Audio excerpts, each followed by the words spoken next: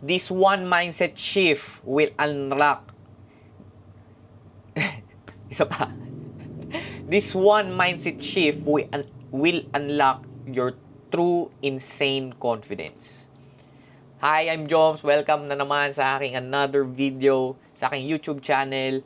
Please make sure to subscribe that button. I'm always talking about masculinity, dating, fitness, anything about men's personal development.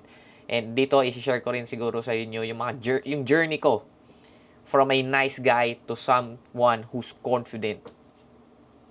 So, sa video na to, pag-uusapan natin dito on how you can unlock insane confidence using this one mindset shift. So, this simple mindset shift will transform your confidence into highest levels. So, ano ba yung mga signs na ikaw ay may low confidence? So, number one is that you are having self-doubts. Kumbaga, hindi mo pinagkakatiwalaan yung sarili mo. So, you are always anxious. Nag-overthink ka masyado. Number two is constant comparison. Lagi mo kino-compare yung sarili mo sa iba. Kesyo ganyan siya, kesyo ganito lang ako.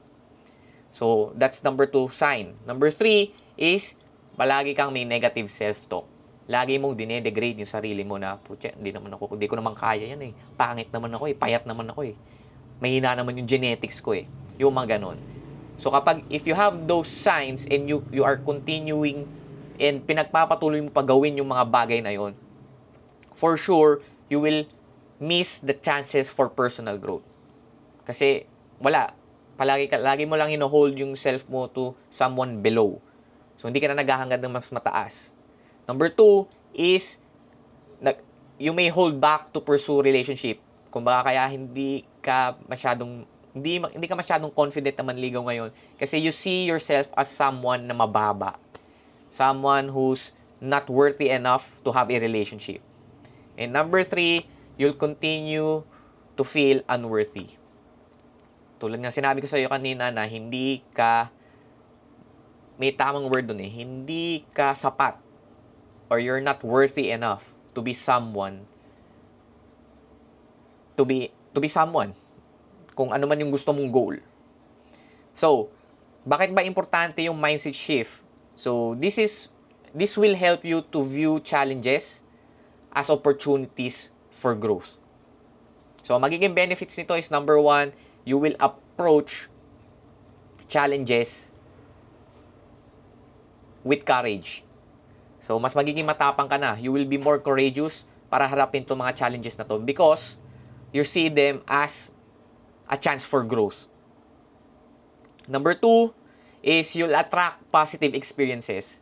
Dahil nga ikaw ay outgoing, you are trying to search for opportunities na umalis ka sa comfort zone mo, is you will experience many things. And again, experience is the seed of wisdom. So, habang tumatanda tayo, mas marami kang experience, mas marami kang pwedeng i-share na value sa mga magiging anak mo, sa mga kaibigan mo, sa mga magiging partners mo. And number three, you will inspire others with your confidence. Because marami ka na na-try, you are always constantly taking risks outside your comfort zone, you will build confidence. And itong confidence na to is mararamdaman to ng mga taong nasa paligid mo. So, parang ako dati na sobrang mahihain ko lang na hindi nga ako makapag-video or hindi ako makapagsalita sa camera. But dahil I always do something, I started my YouTube channel. I started to take risk. Then, ito, nakabuild ako ng confidence. And ngayon, marami na akong followings and marami na rin nagtatanong sa akin kung paano ko ito nagawa. So, what you can do in order for you to start this one is always try to reframe your limiting beliefs. For example, sa challenges, as you view challenges, kapag meron kang problem na encounter, wag mong, instead of iisipin mo siya as something na putik, problema na naman to, madadown na naman ako.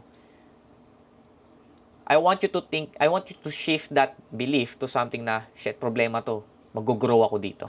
Once na malagpasan ko to at hindi ako mamatay, mag-grow ako dito at this will be valuable and this will be a major factor for me as a man.